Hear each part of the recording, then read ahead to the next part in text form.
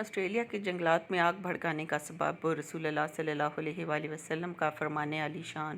Australia کے جنگلات میں بھڑکتی آگ سے چند برس پہلے خطیر جانی و مالی نقصان ہوا۔ تقریباً 48 کروڑ جانور ہلاک اور 30 لاکھ ایکڑ رقبہ جل کر راکھ ہو گیا۔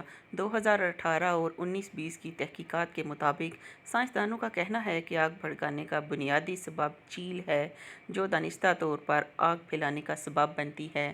یہ جلتی ہوئی چنگاری کو منہ میں دبا کر دوسری جھاڑیوں میں پھینک دیتی ہے۔